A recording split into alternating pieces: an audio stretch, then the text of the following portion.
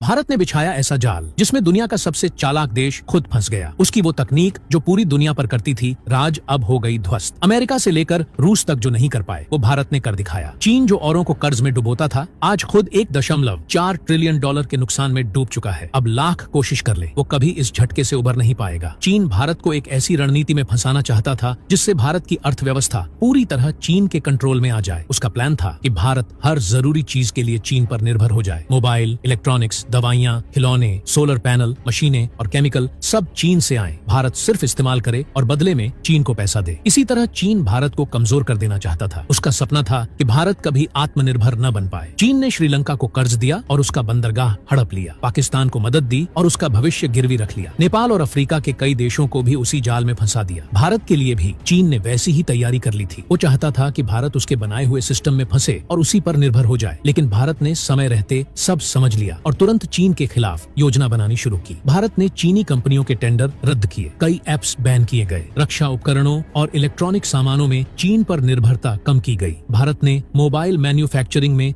दुनिया की बड़ी कंपनियों को भारत में उत्पादन करने के लिए बुलाया। मेड इन इंडिया योजना को मजबूत किया गया। भारत ने फार्मा सेक्टर में आत्मनिर्भर बनने के लिए एक्टिव फार्मा इंग्रेडिएंट्स (API) के घरेलू निर्माण पर जोर दिया। भारत ने चीन से आने वाले केमिकल्स और कच्चे माल पर भी काम करना शुरू कर दिया। धीरे धीरे भारत ने चीन से आयात कम कर दिया। भारत की नीति थी कि चीन से जुड़ी हर चीज को खत्म किया जाए। भारत ने दुनिया के 27 देशों से मिलकर चीन को घेरना शुरू किया। America, Japan, Australia, Vietnam, south Korea और यूरोप के कई देश भारत के साथ आ गए। सबका मकसद एक था, चीन की सप्लाई चेन को कमजोर करना। इस पूरी योजना को सप्लाई चेन रेजिलियंस इनिशिएटिव कहा गया, यानी अब व्यापार चीन के बिना होगा। इससे चीन को बड़ा झटका लगा। भारत ने टेक्नोलॉजी और रक्षा के क्षेत्र में भी चीन को पीछे छोड़ना शुरू कर दिया। भारत ने ड्रोन, मिसाइल, सेमीकंडक्टर और आर्टिफिशियल इंटेलिजेंस जैसे क्षेत्रों में बड़ी तेजी से विकास किया। भारत की कंपनियां अब उन उत्पादों को बनाने लगीं जो पहले चीन से आयात होते थे। इससे चीन का व्यापार भारत में घटने लगा। चीन को इस सबसे बड़ा नुकसान हुआ। चीन की अर्थव्यवस्था पहले से ही दबाव में थी। सेक्टर डूब चुका था। युआन की वैल्यू गिर रही थी। युवाओं को रोजगार नहीं मिल रहा था। निवेशक चीन छोड़ रहे थे। भारत ने इसी समय पर हमला बोला। भारत ने निवेशकों को आकर्षित किया और विदेशी कंपनियों को भारत आने के लिए बुलाया। अब भारत दुनिया की 5वीं सबसे बड़ी अर्थव्यवस्था बन चुका है। चीन जो पहले भारत को हल्के में लेता था, अब उसे भारत से डर लगने लगा है। चीन की पूरी योजना भारत के खिलाफ थी, लेकिन अब वही योजना चीन के खिलाफ हो चुकी है। चीन जो जाल भारत के लिए बिछा रहा था, अब उसमें खुद फंस चुका है। चीन ने भारत को सप्लाई चेन का गुलाम बनाना चाहा, लेकिन भारत अब सप्लाई चेन का नेता बन रहा है। चीन चाहता था कि भारत हमेशा उसके पीछे चले, लेकिन भारत अब उसके सामने खड़ा है। चीन को यह बात समझ आ चुकी है कि भारत को रोकना अब असंभव है। भारत ने सिर्फ एक रणनीति नहीं बनाई, उसने एक नई व्यवस्था बना दी है। अब भारत और उसके साथ जुड़े देश मिलकर चीन को हर दिशा से घेर रहे हैं। अब चीन का प्रोपेगेंडा नहीं चल रहा, उसकी चालें नहीं चल रही और उसका दबदबा टूट रहा है। चीन की टेक्नोलॉजी अब पुरानी लगने लगी है। भारत की नई टेक्नोलॉजी, तेजी से हो रहे निर्माण और आत्मनिर्भरता की नीतियां दुनिया का ध्यान खींच रही हैं। अब चीन के प्रोजेक्ट्स धीमे पड़ चुके हैं। उसकी कंपनियां नुकसान में जा रही हैं। विदेशी बाजारों में भारत की हिस्सेदारी बढ़ रही है। भारत ने चीन को कूटनीतिक, आर्थिक और तकनीकी सभी मोर्चों पर मात देना शुरू कर दिया है। अब चीन के पास न कोई नया रास्ता है, न कोई मजबूत योजना। भारत हर दिन नई दिशा में कदम बढ़ा रहा है और चीन हर दिन पुराने जाल में फंसता जा रहा है। चीन ने भारत को गिराने की कोशिश की थी, लेकिन अब वह खुद नीचे गिर गया है। चीन का कर्ज देने वाला मॉडल अब दुनिया में फेल हो रहा है। उसके दिए गए कर्ज वापस नहीं आ रहे। जिन देशों को चीन ने लूटा, वो अब भारत के साथ आ रहे हैं। इससे चीन की अंतर्राष्ट्रीय छवि भी खराब हो गई है। अब चीन भारत से आगे नहीं है, अब वह भारत से पीछे छूट चुका है। भारत ने उसे हर दिशा से पीछे धकेल दिया है। चीन अब न रणनीति में आगे है, न तकनीक में। भारत हर दिन एक नई ऊंचाई पर पहुंच रहा है और चीन उसी दलदल में फंसा है जो उसने भारत के लिए बनाया था। भारत की यह जीत सिर्फ एक देश के लिए नहीं है, यह एक मॉडल है जो दुनिया को दिखा रहा है कि मजबूत नीति, सटीक रणनीति और आत्मविश्वास से कैसे किसी बड़े दुश्मन को हराया जा सकता है। और भारत ने यह बिना हथियार उठाए किया है। अब सवाल उठता है, क्या चीन इससे उबर पाएगा? क्या भारत अब चीन की जगह ले लेगा? क्या भारत दुनिया का नया सप्लाई चेन सेंटर बन सकता है? इन सभी सवालों के जवाब आगे वीडियो में आपको मिलेंगे, जहां आप जानेंगे कि भारत के पास कौन कौन सी ताकतें हैं, उसने कौन कौन सी योजनाएं बनाई हैं और उसने चीन को कैसे हराया है। अगर आपको भारत के इस जीत पर गर्व है तो इस वीडियो को लाइक कीजिए और कमेंट में जय हिंद जरूर लिखिए। दोस्तों, चीन को हमेशा लगता है कि वह दुनिया का सबसे बड़ा चालबाज है। उसकी चालें सबको बेवकूफ बनाती हैं। वो सबको अपने हिसाब से नचाता है और जब उसका काम हो जाता है तो धोखा देकर निकल जाता है। यही मॉडल उसने पिछले 30 साल से चला रखा है, लेकिन इस बार उसकी चाल उसी पर उलटी पड़ चुकी है, क्योंकि इस बार चीन की टक्कर किसी छोटे देश से नहीं थी। इस बार वह भिड़ गया यूरोपियन यूनियन से, और यही उसकी सबसे बड़ी गलती बन गई। यूरोपियन यूनियन कोई छोटा मोटा संगठन नहीं है। इसमें 27 देश हैं। ये वो देश हैं जिन्होंने सदियों से धोखेबाजी, व्यापारिक नियंत्रण और पॉलिटिकल प्रेशर से दुनिया चलाई है। और अब जब चीन ने उन्हीं के सामने चालाकी दिखाई तो उन्हें जवाब भी उसी अंदाज में मिला। फर्क सिर्फ इतना था कि यूरोप ने एक एक चाल सोच समझ कर चली और चीन को वही दर्द दिया जो वो सालों से औरों को दे रहा था। पूरी कहानी शुरू होती है इलेक्ट्रिक व्हीकल के बाजार से। साल 2024 में इस मार्केट की कुल वैल्यू करीब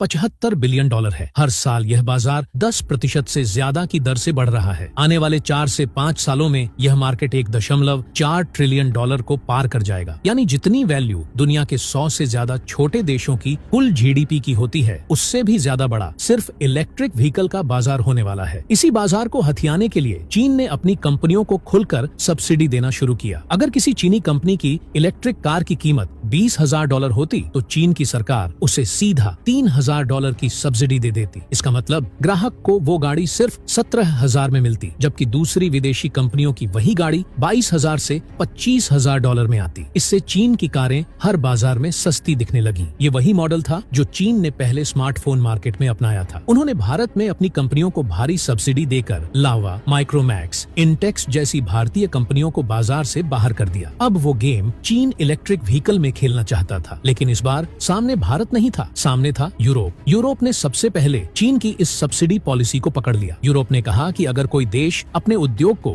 इतने भारी पैमाने पर सब्सिडी देकर कीमतें गिराता है तो वह फेयर ट्रेडिंग नहीं है, ये डंपिंग है। और यूरोपियन यूनियन ने फौरन इसका जवाब देना शुरू किया। यूरोप ने सबसे पहले चीनी इलेक्ट्रिक व्हीकल्स पर टैरिफ लगाना शुरू किया, यानी जो कार पहले सस्ती दिख रही थी अब उस पर टैक्स लगाकर उसकी कीमत बढ़ा दी गई। चीन ने जो सब्सिडी दी थी वो अब बेअसर हो गई। ग्राहक को अब चीन की गाड़ी पहले जैसी सस्ती नहीं लग रही थी। इसके साथ ही यूरोप ने अपने ग्राहकों को ये विकल्प देना शुरू किया। अगर वे यूरोप में बनी गाड़ी खरीदते हैं तो उन्हें टैक्स छूट और सब्सिडी मिलेगी, लेकिन अगर वो चीन की गाड़ी खरीदते हैं तो कोई छूट नहीं। इसका असर साफ दिखने लगा। यूरोप में चीन की कारों की बिक्री गिरने लगी। यूरोप के पास इससे ज्यादा बड़ी प्लानिंग थी। उन्होंने सिर्फ चीन को रोकने का प्लान नहीं बनाया, उन्होंने खुद चीन में घुसने का प्लान भी तैयार कर रखा था। यूरोप की कंपनियां जैसे रेनॉल्ट, BMW और वोल्वो चीन के बड़े मार्केट में घुसना चाहती थीं, लेकिन अब वो सीधे शर्तों पर डील कर रही थीं। चीन घबरा गया। उसे लगा यूरोप सिर्फ टैरिफ लगाएगा, लेकिन यूरोप ने अगला झटका देने की तैयारी कर ली थी। यूरोपियन यूनियन ने कहा कि वो अब चीन की कारों पर सुरक्षा जांच, एनवायरमेंटल रेगुलेशन और क्वालिटी कंट्रोल के नाम पर और भी प्रतिबंध लगाएंगे। चीन की कंपनियों को एक एक करके यूरोपियन मार्केट से बाहर किया जाएगा। अब चीन बातचीत की भीख मांग रहा है। वो यूरोप को छूट देने की बात कर रहा है। वो कह रहा है कि अगर यूरोप टैरिफ हटाता है तो चीन यूरोपीय कंपनियों को अपने देश में सब्सिडी देगा, टैक्स घटाएगा और उन्हें ज्यादा छूट देगा। लेकिन यूरोप साफ कर चुका है, अभी तो उन्होंने सिर्फ शुरुआती कार्रवाई की है, असली डंडा तो अब चलेगा। अब चीन की कंपनियां बंद होने लगी हैं। इलेक्ट्रिक कार बनाने वाली कंपनियों से लोगों को निकाला जा रहा है। एक्सपोर्ट कम हो रहा है, प्रोडक्शन घट रहा है। चीन में पहले से बेरोजगारी का संकट था, अब उसमें और आग लग चुकी है। चीन के शहरों में हजारों मजदूर सड़क पर आ गए हैं और यह सब हुआ है सिर्फ एक टैरिफ नीति की वजह से। चीन को अब समझ आ गया है कि वह अपनी ही चाल में फंस चुका है। अब वह यूरोप से बातचीत करने के लिए मजबूर है, लेकिन यूरोप हर बातचीत को टाल रहा है। उसका सीधा इरादा है पहले चीन पूरी तरह तड़पे, उसके बाद शर्तों पर बात होगी। इस घटना से चीन की अर्थव्यवस्था को दोहरी मार पड़ रही है। पहला झटका है एक्सपोर्ट कम हो रहा है, दूसरा झटका है बेरोजगारी बढ़ रही है। चीन का ग्रोथ रेट पहले ही गिर चुका है और अब यह संकट उसके पूरे इंडस्ट्रियल सिस्टम को प्रभावित कर रहा है। इलेक्ट्रिक व्हीकल सेक्टर में अगर चीन फेल हो गया तो आने वाले सालों में वो बाजार अमेरिका या भारत के हाथों चला चला जाएगा। भारत इस पूरे खेल को बहुत ध्यान से देख रहा है। भारत ने खुद